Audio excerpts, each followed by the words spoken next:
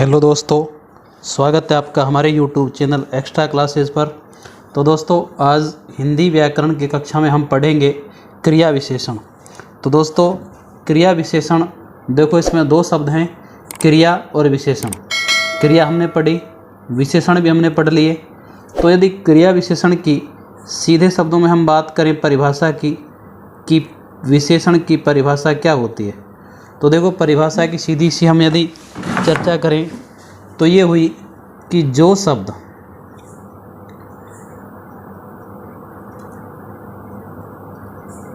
क्रिया की विशेषता बताते हैं, जो शब्द क्रिया की विशेषता बताते हैं, उन्हें क्रिया विशेषण कहते हैं। उन्हें क्रिया विशेषण कहते हैं। ये इसकी सामान्य सी परिभाषा हुई। अर्थात जो शब्द क्रिया की विशेषता बताते हैं, अब क्रिया की विशेषता बताएंगे तो वो क्रिया विशेषण कहलाएंगे। तो इस प्रकार से हम कह सकते हैं कि जो शब्द क्रिया की विशेषता बताते हैं उन्हें क्रिया विशेषण कहते हैं। ऐसा भी हम कह सकते हैं कि जो अभिकारी शब्द या जो अव्यय शब्द क्रिया की विशेषता बताते हैं उन्हें हम क्रिया विशेषण कहते हैं। जैसे अब क्रिया की विशेषता कैसे बताएंगे, जैसे वह तेज दौड़ता है। अब इस वाक्य में ये क्रिया है, दौड़ना क्या है, क्रिया है, लेकिन दौड़ने की विशेषता बता रहा है तेज शब्द। तो ये जो तेज शब्द है ये क्रिया विशेषण हो गया, क्योंकि ये दौड़ने की विशेषता बता रहा है। और उदाहरण जैसे हम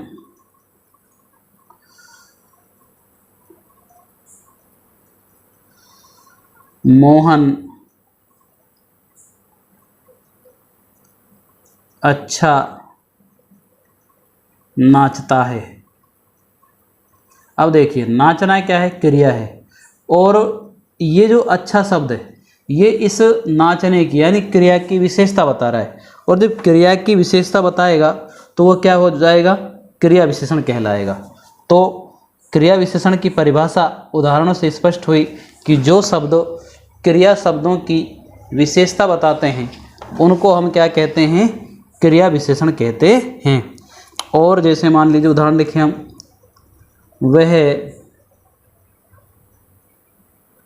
जोर से रोता है। अब देखिए, अब रोना क्या है, इसमें ये क्रिया हो गई और क्रिया की विशेषता बता रहा है जोर से ये शब्द, तो ये क्या हो गए, ये क्रिया विशेषण हो गए। क्योंकि क्रिया की विशेषता बताने वाले शब्दों को हम क्या कहते हैं, क्रिया विशेषण कहते हैं। और उदाहरण जैसे मनीष धीरे धीरे चलता है। अब देखिए, इसमें क्रिया हो गई चलना, और चलना की विशेषता बता रहा है धीरे धीरे ये शब्द, तो ये क्या हो गए, ये क्रिया विशेषण हो गए। ये शब्द जो हैं ये क्या कहलाएंगे, क्रिया विशेषण कहलाएंगे। तो इस प्रकार से ये क्रिया की परिभाषा और क्रिया विशेषण की परिभाषा और क्रिया विशेषण के उदाहरण हमने देखे। अब दोस्तों आगे हम बढ़ते हैं क्रिया विशेषण में। देखिए, और परिभाषा और उदाहरणों के बाद अब हम इसके भेदों की ओर चलते हैं कि क्रिया विशेषण के कितने भेद होते हैं। तो देखिए, क्रिया विशेषण के भेद पढ़ने से पहले इनके भेद हम किन आधारों पर करेंगे, यानी क्रिया विशेषण का जो वर्गीकरण है वो क्रिया विशेषण का वर्गीकरण हम किस प्रकार से करेंगे।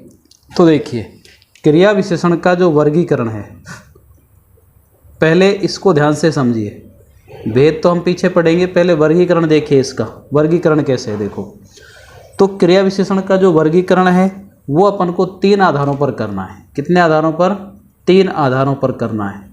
और 3 आधार कौन कौन से, देखिए क्रिया विशेषण के जो 3 आधार हैं, सबसे पहला हम पढ़ेंगे अर्थ के आधार पर।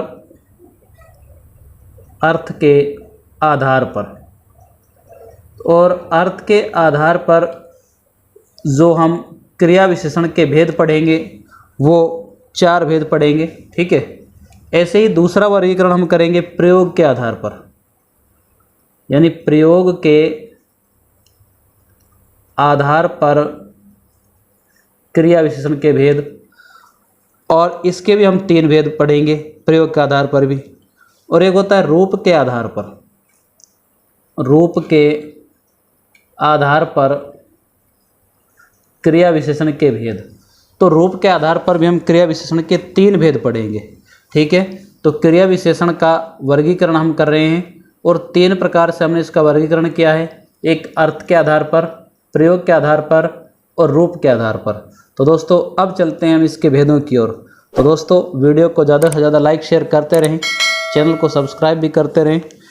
तो चलिए दोस्तों, इस चैनल पर हम आपको हिंदी व्याकरण की, अंग्रेजी व्याकरण की तथा सामान्य ज्ञान, भारत का संविधान, इससे संबंधित बहुत सारी हिंदी साहित्य संबंधी बहुत सारी कक्षाएं निःशुल्क उपलब्ध रहेंगी। तो इसको आप अधिक से अधिक अपने दोस्तों तक शेयर करें वीडियो को। तो चलिए दोस्तों देखिए, अब हम बात करते हैं अर्थ के आधार पर। जो वर्गीकरण हमने किया है 3 आधारों पर, इनमें से जो पहला है अर्थ के आधार पर। तो अर्थ के आधार पर जो वर्गीकरण है, अब हम पढ़ते हैं अर्थ के आधार पर क्रिया विशेषण के भेद। तो देखिए, अर्थ के आधार पर क्रिया विशेषण के कितने भेद पढ़ने अपन को? 4 भेद पढ़ने। कितने भेद पढ़ेंगे हम? इसके आधार पर 4 भेद पढ़ेंगे। देखिए, एक भेद पढ़ेंगे स्थानवाचक क्रिया विशेषण, स्थानवाचक क्रिया विशेषण, एक भेद तो ये पढ़ेंगे। दूसरा भेद हम पढ़ेंगे कालवाचक क्रिया विशेषण, और तीसरा हम पढ़ेंगे परिमाणवाचक क्रिया विशेषण, परिमाणवाचक क्रिया विशेषण। और नंबर 4, चौथा भेद हम पढ़ेंगे रीतिवाचक, रीतिवाचक क्रिया विशेषण। ये हम 4 भेद पढ़ेंगे।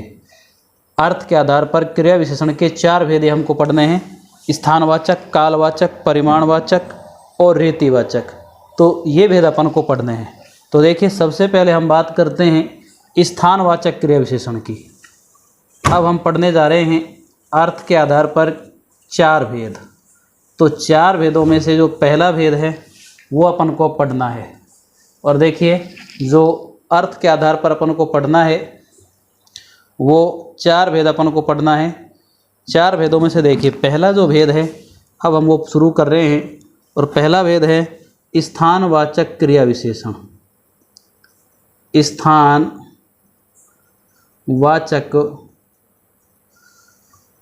क्रिया विशेषण। अब देखिए, स्थानवाचक कौन से होते हैं? जैसा कि आपको नाम से विदित है, स्थानवाचक, ठीक है। अब स्थानवाचक कौन से कहलाएंगे? यानी वो क्रिया विशेषण, अर्थात वे क्रिया विशेषण। कौन से? वे क्रिया विशेषण जो किसी क्रिया के, जो किसी क्रिया के व्यापार स्थान, किसी क्रिया के व्यापार स्थान का बोध कराते हैं, का बोध कराते हैं, उन्हें स्थानवाचक क्रिया विशेषण कहते हैं। देखिए, स्थानवाचक क्रिया विशेषण किसको कहेंगे? यानी वे क्रिया विशेषण या वो अविकारी शब्द या वो अव्यय शब्द जो किसी क्रिया के व्यापार स्थान, यानी क्रिया जहाँ घटित हो रही है उसकी विशेषता बताएं, उसका स्थान बताएं, स्थान के आधार पर उसकी विशेषता बताएं। तो वो वहाँ पर होता है स्थानवाचक क्रिया विशेषण। जैसे हम ये कहें कि वह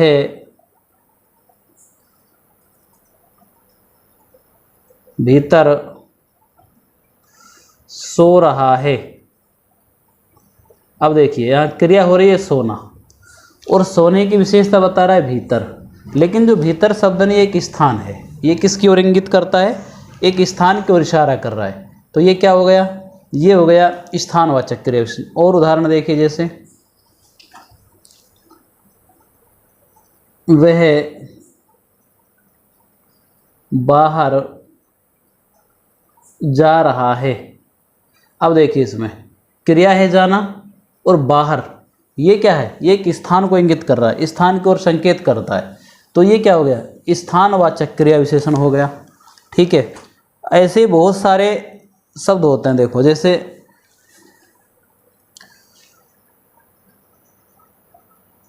राम छत पर खेल रहा है, ये है। जैसे अब यहाँ पर भी क्या हो गया कि छत पर, अब ये जो पर आ रहा है ये भी कि स्थान की ओर इशारा ही कर रहा है, क्योंकि खेलना कहाँ पर, छत पर, ये भी क्या है, स्थान हो गया।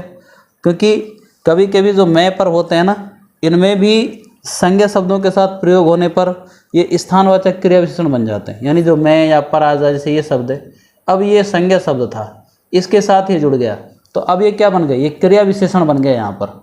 तो ये स्थान की ओर, देखो 3 वाक्यों में तीनों जो शब्द हैं ये अभिकारी शब्द जो हैं, ये क्या बता रहे हैं, स्थान का बोध करा रहे हैं। तो स्थान के अनुसार जब क्रिया, ये विशेषता बताएं क्रिया की, तो ये क्रिया विशेषण कैसे होंगे, स्थानवाचक क्रिया विशेषण होंगे।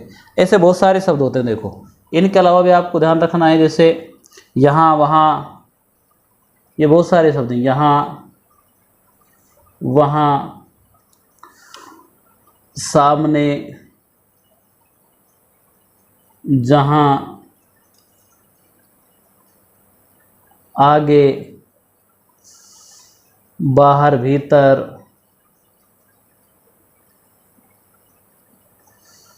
ऊपर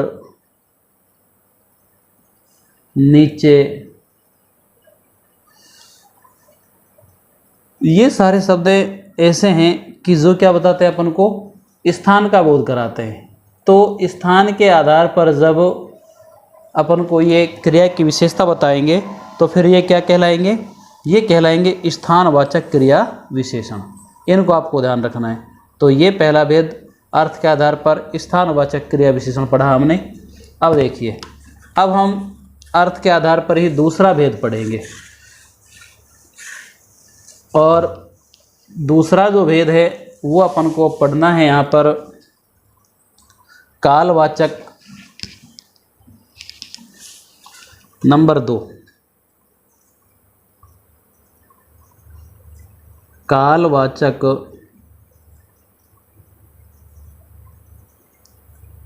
क्रिया विशेषण। तो देखिए कालवाचक क्रिया विशेषण कौन सा होता है, देखो काल का मतलब होता है समय, काल का मतलब क्या होता है, समय। तो वे अभिकारी शब्द या वे अव्यय शब्द, या हम कह सकते हैं वे क्रिया विशेषण, वे क्रिया विशेषण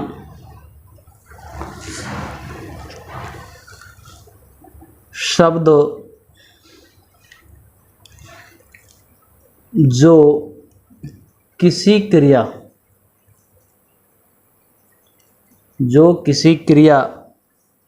के होने का समय बतलाते हैं, किसी क्रिया के होने का क्या बताते हैं, समय बताते हैं, उन्हें कालवाचक क्रिया विशेषण कहते हैं।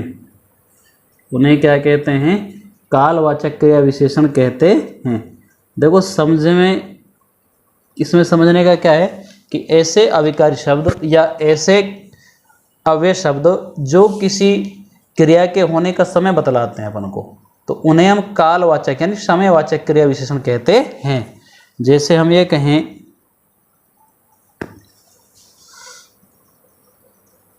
रामू ने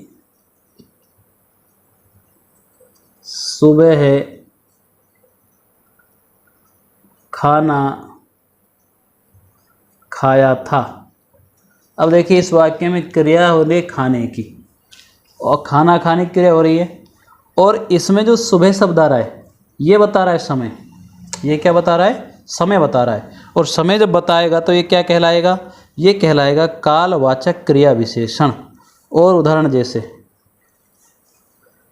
वह प्रतिदिन विद्यालय जाता है, वह प्रतिदिन विद्यालय जाता है। अब इसमें देखिए जाने की क्रिया है, और ये प्रतिदिन जो है ये प्रतिदिन जाने का काम हो रहा है, यानी विशेषता बता रहा है, तो ये क्रिया विशेषण है। लेकिन कौन सा है? ये कालवाचक है, क्योंकि प्रतिदिन क्या है? समय है, समय बता रहा है, तो समय बताता है तो कालवाचक क्रिया विशेषण कहलाता है। तो ऐसे कुछ शब्द होते हैं, जैसे हम कुछ शब्द याद रख सकते हैं, जैसे मान लीजिए कहीं पर आ जाए जब, ये शब्द कहीं पर आ जाए, तब आ जाए, या फिर अब तक आ जाए, अब तक, या फिर अभी अभी, अभी अभी, या फिर बार बार। इनके अलावा आज, कल, सवेरे, या सदा, या तुरंत, ये कुछ शब्द मैंने लिखे हैं। ये शब्द ऐसे हैं कि जो कि समय को इंगित करते हैं, समय बताते हैं, ठीक है। पहले, पीछे, प्रतिदिन, अगर ऐसा भी कहीं पर आता है तो ये सारे के सारे शब्द कालवाचक क्रिया विशेषण के अंतर्गत आते हैं। तो कालवाचक क्रिया विशेषण क्या होता है? कि जो किसी क्रिया के होने का समय बताते हैं, उन्हें हम कालवाचक क्रिया विशेषण कहते हैं। तो अब हम पढ़ते हैं तीसरा भेद। अर्थ के आधार पर क्रिया विशेषण का तीसरा भेद हमको पढ़ना है। और तीसरा भेद जो है, उस तीसरे भेद का नाम है परिमाणवाचक क्रिया विशेषण। नंबर 3, परिमाणवाचक क्रिया विशेषण। ये तीसरा भेद अपन को पढ़ना है। हम अर्थ के आधार पर क्रिया विशेषण के भेद पढ़ रहे हैं। 2 भेद अब तक हमने पढ़े, अब तीसरा भेद पढ़ रहे हैं। देखो परिमाणवाचक क्रिया विशेषण क्या होता है? यानी जो क्रिया विशेषण, या यूं कह सकते हैं कि जो अविकारी या अव्यय शब्द, जो अविकारी या अव्यय शब्द किसी क्रिया के परिमाण, किसी क्रिया के परिमाण का बोध कराते हैं, परिमाण का बोध कराते हैं, उन्हें परिमाणवाचक क्रिया विशेषण कहते हैं। उन्हें परिमाणवाचक क्रिया विशेषण कहते हैं। यानी परिमाण का बोध कराने वाले जो अविकारी अव्यय शब्द हैं, जो किसी क्रिया के परिमाण का बोध कर। देखो संज्ञा सर्वनाम का जो परिमाण होता है ना, वहाँ भी एक होता है, अर्थात विशेषण जो होते हैं, विशेषण का भी प्रकार है एक परिमाणवाचक, लेकिन वो संज्ञा सर्वनाम की का परिमाण बताते हैं। यहाँ पर क्या क्रिया का परिमाण बताएगा। तो क्रिया का परिमाण बताने वाले जो शब्द हैं, या अविकारी शब्द हैं, या अव्यय शब्द जो हैं, उनको हम कहते हैं परिमाणवाचक क्रिया विशेषण। अब देखिए, जैसे हम ये कहें कि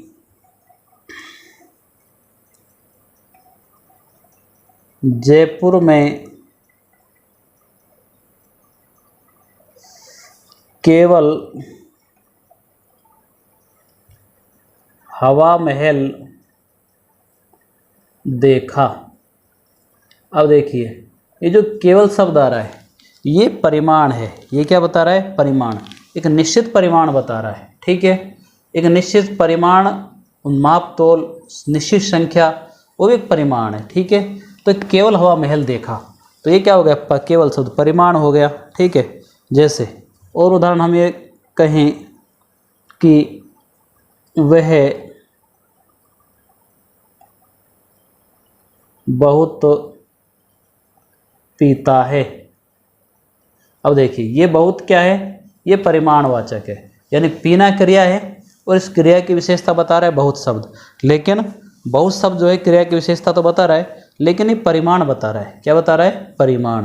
तो ये परिमाण जो है, परिमाण बताने पर ही परिमाणवाचक क्रिया विशेषण कहलाता है, यानी क्रिया का परिमाण बताता है। पीता तो है लेकिन कितनी, बहुत, ठीक है। जैसे बहुत सारे शब्द हैं परिमाण में, कुछ शब्द हम याद रख सकते हैं, जैसे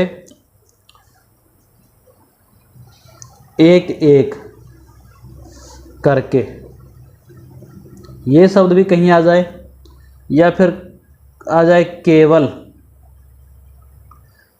या फिर इसके अलावा कहीं पर आ जाए अधिकाधिक, अधिकाधिक, ऐसा भी कहीं आ सकता है। कहीं पर आ जाए काफ़ी, थोड़ा, यही कहीं ज़्यादा, इतना, उतना, इतना, उतना, कितना।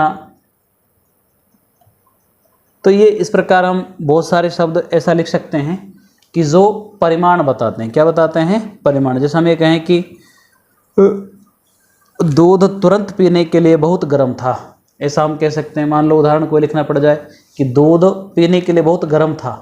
अब जो गर्म शब्द आ रहा है ये क्या है, पीने के लिए की विशेषता बता रहा है, ठीक है। तो ये क्या हो जाएगा, परिमाणवाचक क्रिया विशेषण। तो ये शब्द कुछ याद रखेंगे अगर हम, जैसे एक एक करके, केवल, अधिकाधिक, काफ़ी, थोड़ा, इतना, उतना, कितना, सर्वथा, कुछ, यथेष्ट, यथ, तिल तिल, इस प्रकार कहीं पर आ जाए तो ये सारे शब्द क्या होते हैं, ये परिमाणवाचक क्रिया विशेषण कहलाते हैं।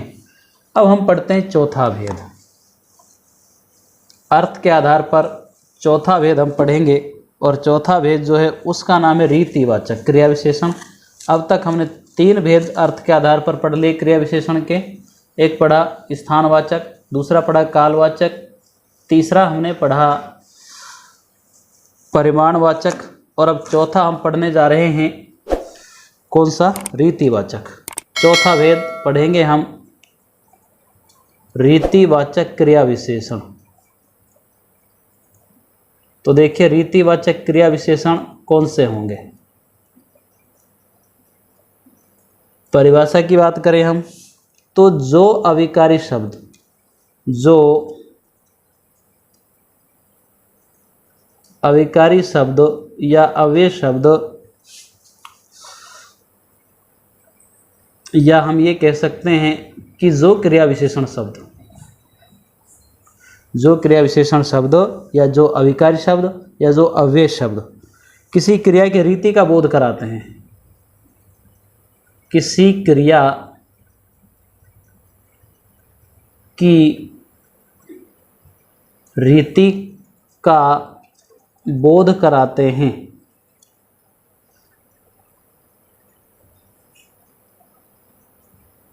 उन्हें रीतिवाचक क्रिया विशेषण कहते हैं। उन्हें क्या कहते हैं, रीतिवाचक क्रिया विशेषण कहते हैं।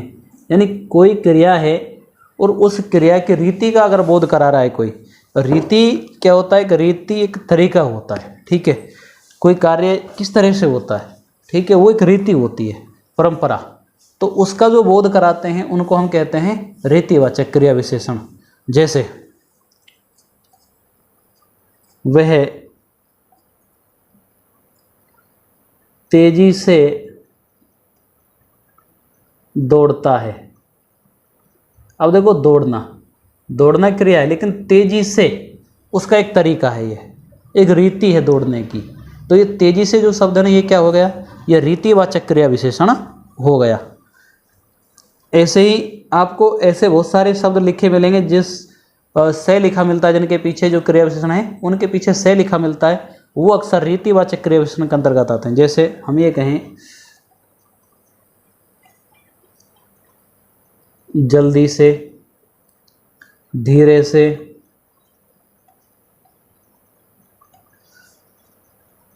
बलपूर्वक,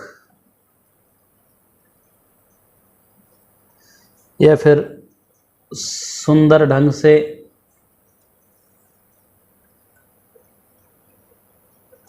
और भी बहुत सारे शब्द जैसे सावधानी से,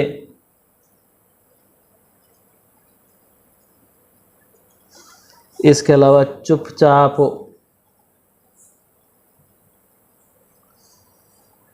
सहजता से,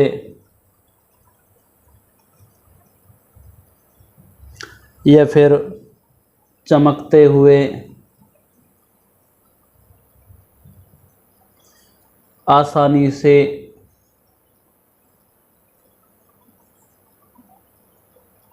तो ये बहुत सारे शब्द हैं। और भी कुछ शब्द हैं। तो देखिए इन सारे शब्दों को हमें ध्यान रखना है कि ये सारे शब्द अगर कहीं पर आते हैं तो फिर समझो कि वो रीतिवाचक क्रिया विशेषण है। तो ऐसे कई बार शब्द उदाहरण में आ जाते हैं, वाक्य में आ जाते हैं। तो इन शब्दों को अगर हम याद रखें तो निश्चित रूप से हमारा ये क्रिया विशेषण जो है वो सही हो जाएगा। तो देखो अब हमने क्रिया विशेषण का 3 प्रकार से जो वर्गीकरण किया था, अर्थ के आधार पर, प्रयोग के आधार पर और रूप के आधार पर। तो हम पहला वर्गीकरण पढ़ रहे थे अर्थ के आधार पर, और अर्थ के आधार पर हमने 4 भेद पढ़े। तो 4 भेद हमने पढ़े। अब हम पढ़ेंगे दूसरे प्रकार का जो वर्गीकरण था प्रयोग के आधार पर, उसके अनुसार कितने भेद हैं। देखो मैंने आपको बताया कि प्रयोग के आधार पर क्रिया विशेषण के 3 भेद हैं। देखिए अब हम पढ़ने जा रहे हैं जो दूसरा वर्गीकरण था अपना, यानी प्रयोग के आधार पर। प्रयोग के आधार पर अब प्रयोग के आधार पर कितने भेद पढ़ेंगे अपन? इसके 3 भेद पढ़ेंगे। अर्थात एक भेद पढ़ेंगे साधारण क्रिया विशेषण। साधारण क्रिया विशेषण। दूसरा पढ़ेंगे संयोजक क्रिया विशेषण। संयोजक क्रिया विशेषण। और तीसरा पढ़ेंगे अनुबद्ध क्रिया विशेषण। अनुबद्ध क्रिया विशेषण। ये 3 प्रकार के भेद अपन को प्रयोग के आधार पर पढ़ने हैं। साधारण क्रिया विशेषण, संयोजक क्रिया विशेषण और अनुबद्ध क्रिया विशेषण। तो देखिए ये अपन को 3 भेद पढ़ने हैं। तो अब सबसे पहले हम बात करते हैं साधारण क्रिया विशेषण की, कि साधारण क्रिया विशेषण जो होते हैं वो कौन से होते हैं। इसको हम पढ़ेंगे, हम साधारण क्रिया विशेषण को। तो देखिए साधारण क्रिया विशेषण कौन से हैं, जैसा कि इसके नाम से ही विदित हो रहा है, नाम से पता लग रहा है अपन को। तो देखिए कि यानी वे क्रिया विशेषण, वे क्रिया विशेषण जिनका प्रयोग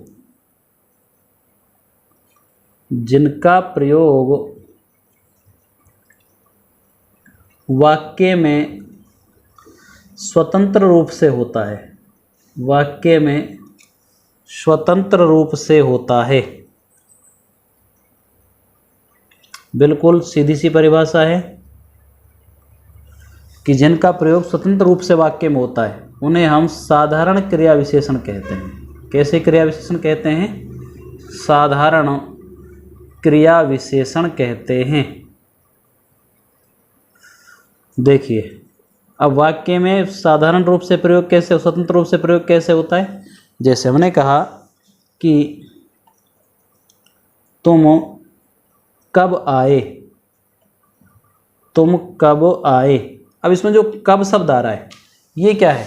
अब कब शब्द जो है ये क्या होगा? साधारण रूप से प्रयोग हो रहा है इसका, यानी क्रिया विशेषण तो है लेकिन इसका प्रयोग कैसे हो रहा है? साधारण रूप से हो रहा है। और जब साधारण रूप से प्रयोग होगा तो फिर हम उसको क्या कहेंगे? स्वतंत्र रूप से प्रयोग अगर होगा तो उसको हम साधारण क्रिया विशेषण कहेंगे।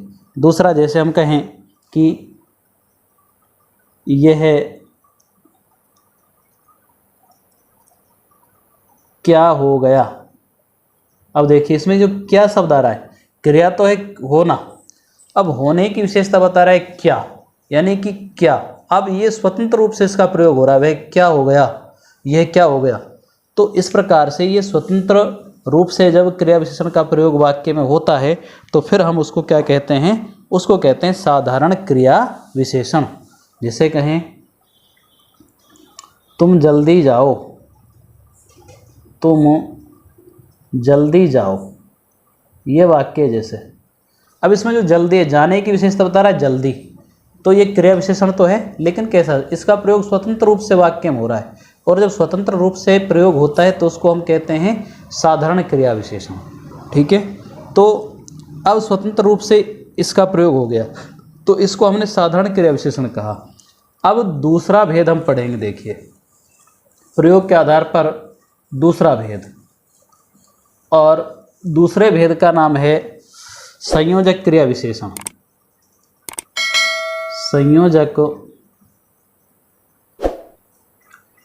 क्रिया विशेषण। अब देखिए संयोजक का मतलब क्या होता है, संयोजक का मतलब आपको पता है जोड़ने वाला। ठीक है, अब ये जोड़ेगा किसी को, जोड़ने वाले वाक्य जो होते हैं अर्थात जिसमें उपवाक्य भी होते हैं, तो हम परिभाषा लिख सकते हैं कि ऐसे क्रिया विशेषण, ऐसे क्रिया विशेषण जिनका संबंध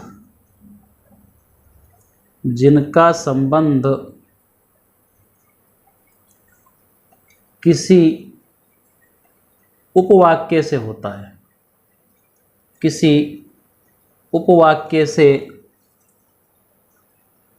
होता है, उन्हें संयोजक क्रिया विशेषण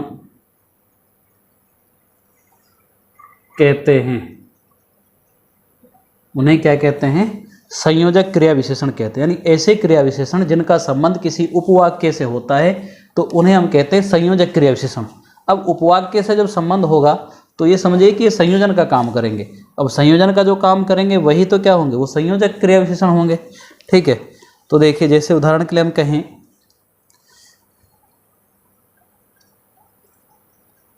जब तक तुम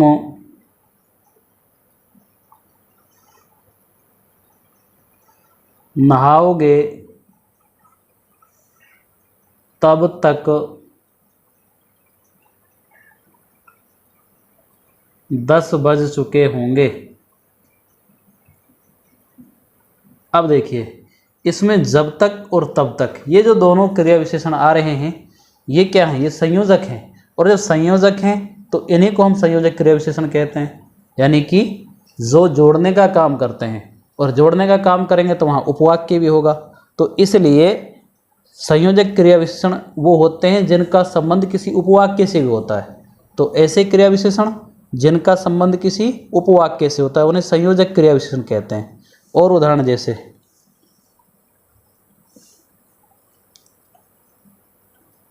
जहाँ तुम खड़े हो वहाँ बाग हुआ करता था। जहाँ तुम खड़े हो वहाँ बाग हुआ करता था। अब देखो एक तो ये जहाँ और वहाँ ये दोनों क्या कर रहे हैं, ये जोड़ रहे हैं, उपवाक्य को जोड़ रहे हैं, तो ये संयोजक क्रिया विशेषण कहलाएंगे। यानी कि जब जोड़ेंगे तो क्या कहलाएंगे, संयोजक क्रिया विशेषण कहलाएंगे। तो परिभाषा के अनुसार संयोजक क्रिया विशेषण कौन से होते हैं, जो जिनका संबंध किसी उपवाक्य से होता है। ठीक है, तो देखो एक तो यहाँ तक और एक यहाँ तक ये, लेकिन इनको जोड़ रहे हैं आपस में जहाँ और वहाँ, तो ये क्या हो गए, ये संयोजक क्रिया विशेषण हो गए। ठीक है, अब तीसरी प्रकार का जो तीसरा भेद प्रयोग के आधार पर क्रिया विशेषण का होता है वो है अनुबद्ध।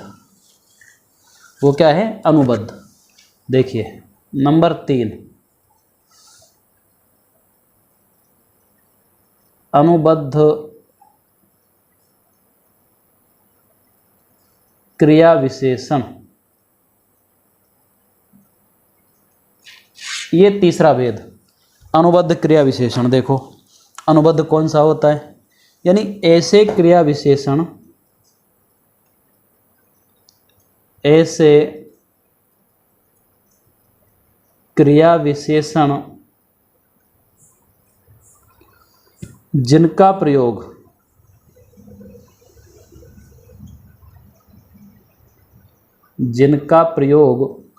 निश्चय के लिए होता है, निश्चय के लिए होता है, निश्चय के लिए होता है, उन्हें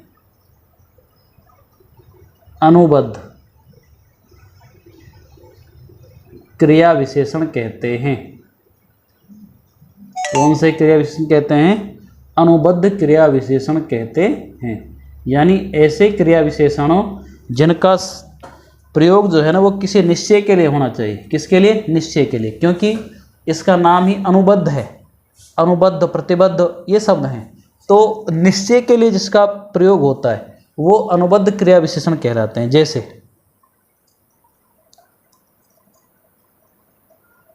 उसके खाने भर की देर है। अब देखो देर होना ये क्रिया है, लेकिन खाने भर की ये क्या है? ये अनुबद्ध क्रिया विशेषण है, निश्चय कर रहा है, उसके खाने भर की देर है, निश्चय है। ठीक है। ऐसे और उदाहरण, जैसे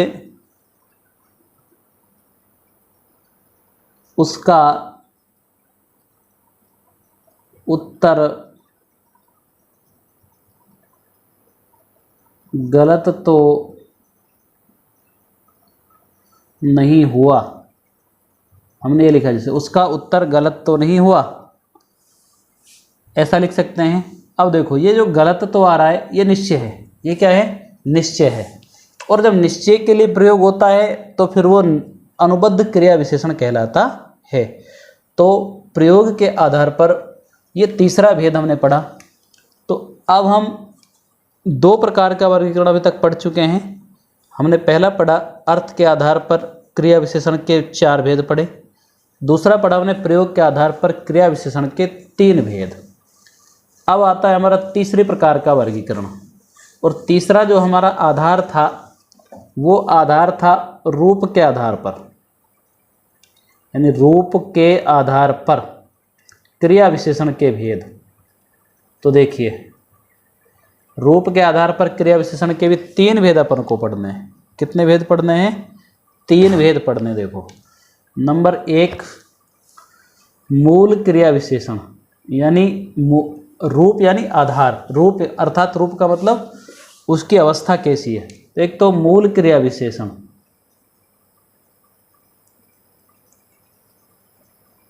और दूसरा हम पढ़ेंगे यौगिक क्रिया विशेषण। यौगिक क्रिया विशेषण। और तीसरा हम पढ़ेंगे स्थानीय क्रिया विशेषण। स्थानीय क्रिया विशेषण। साथियों आपको बहुत डीपली पढ़ाया जा रहा है, कोई टॉपिक इसमें से, कोई सी बात इसमें से छूटेगी नहीं, आप ध्यान से पढ़ें। तो देखिए अब ये 3 भेद हैं, एक मूल क्रिया विशेषण, एक यौगिक क्रिया विशेषण और स्थानीय क्रिया विशेषण। ये रूप के आधार पर क्रिया विशेषण के 3 भेद होते हैं। ठीक है। तो अब इनमें से हम पहला भेद पढ़ते हैं मूल क्रिया विशेषण। देखो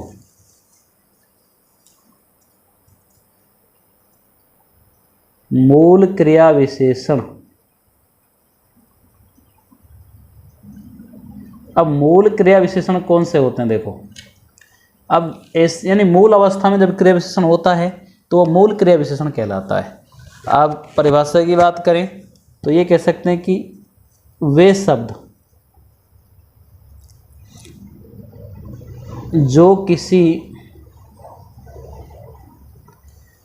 अन्य शब्द, और अन्य शब्दों में यदि हम बात करें तो एक तो संज्ञा,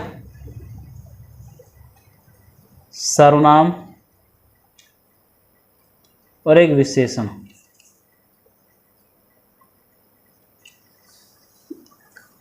इनके साथ जुड़े बिना, इनके साथ जुड़े बिना क्रिया विशेषण बन जाते हैं, क्रिया विशेषण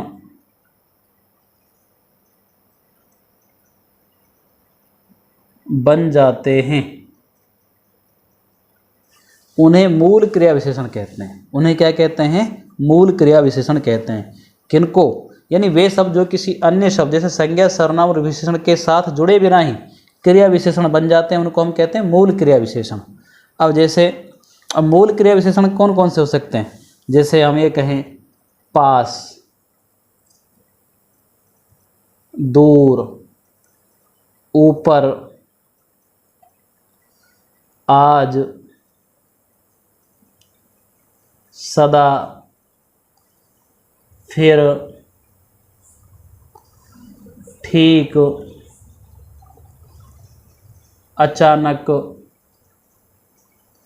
तो ये शब्द ऐसे हैं कुछ कि जिनमें जो बिना किसी दूसरे शब्दों के साथ जुड़े ही अपनी क्रिया विशेषण बन जाते हैं, अर्थात इनको दूसरे शब्दों के साथ जुड़ने की आवश्यकता नहीं, ये खुद ही अपने आप में क्या है?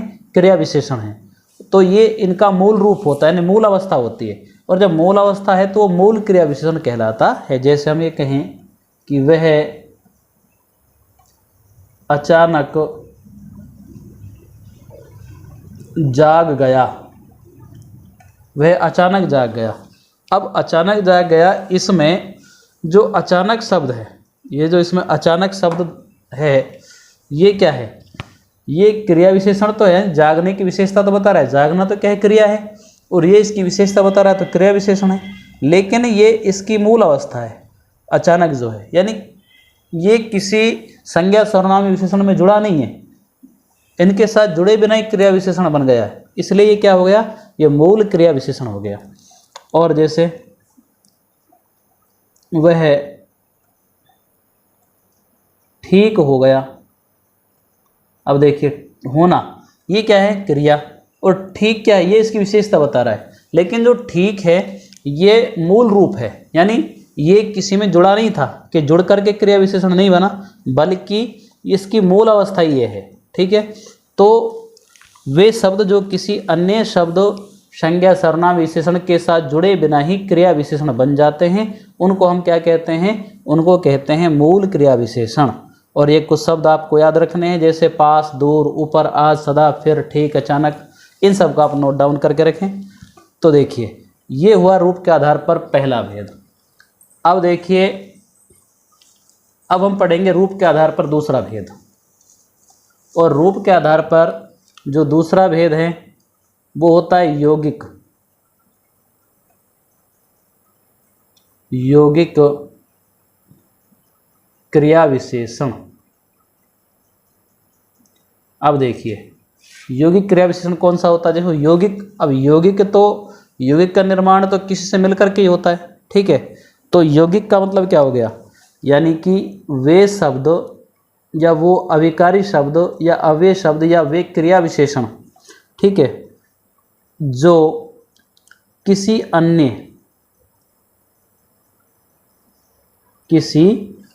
अन्य शब्द, और अन्य शब्द कौन कौन? संज्ञा,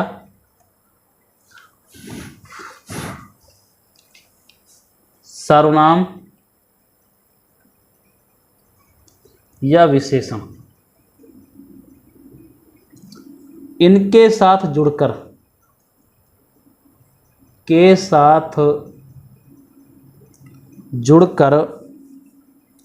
क्रिया विशेषण बनते हैं।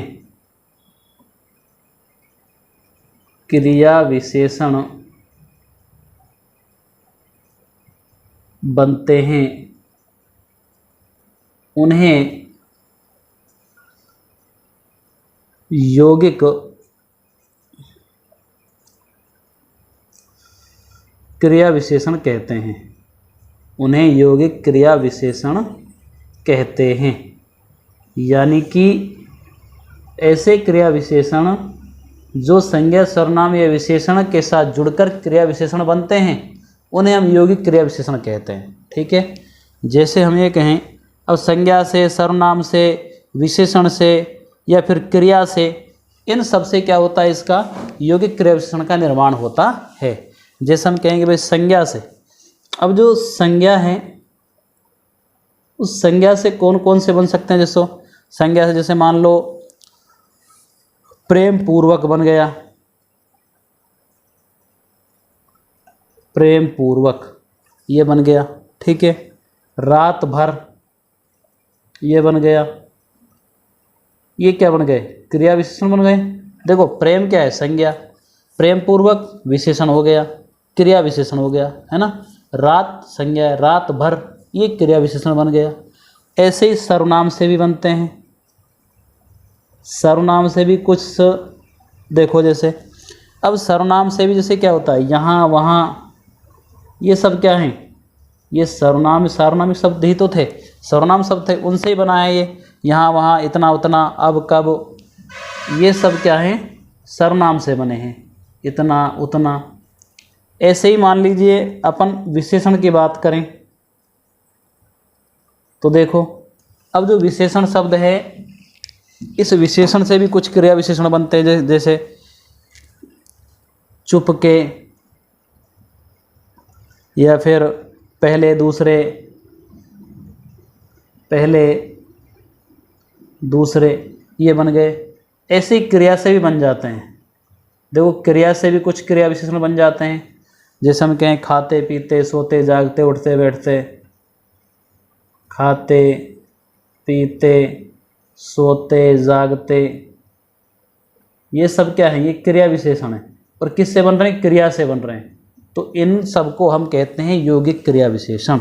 ठीक है, तो ये रूप के आधार पर क्रिया विशेषण का दूसरा भेद। अब हम पढ़ेंगे रूप के आधार पर क्रिया विशेषण का तीसरा भेद। और रूप के आधार पर क्रिया विशेषण का जो तीसरा भेद है, उस तीसरे भेद का नाम स्थानीय क्रिया विशेषण। अब कौन सा पढ़ेंगे हम, स्थानीय क्रिया विशेषण।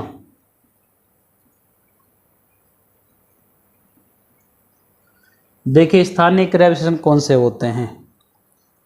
अब स्थानीय क्रिया विशेषण कहलाएंगे कौन से, वे शब्द जो अपना रूप बदले बिना, जो अपना रूप बदले बिना किसी विशेष स्थान पर आते हैं, यानी कि बिना रूप बदले ही किसी विशेष स्थान पर आते हैं,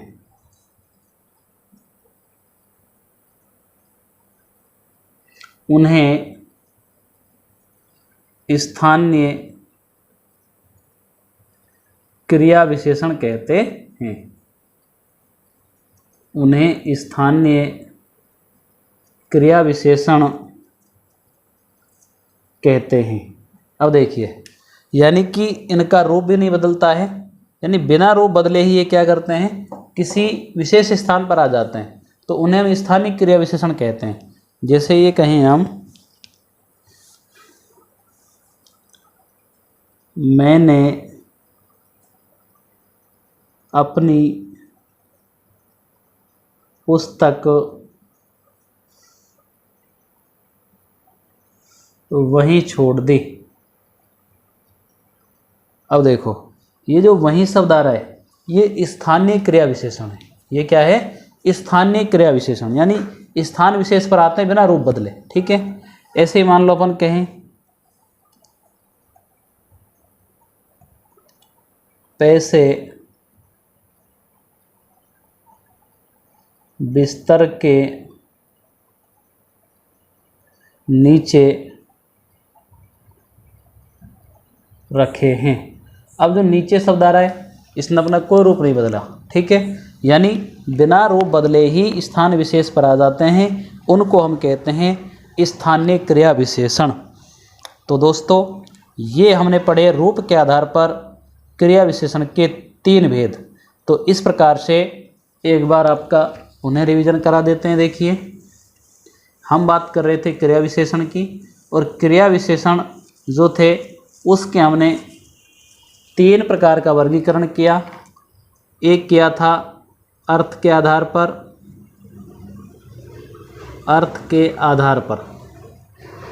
और अर्थ के आधार पर हमने 4 भेद पढ़े, ठीक है। दूसरा किया था हमने प्रयोग के आधार पर,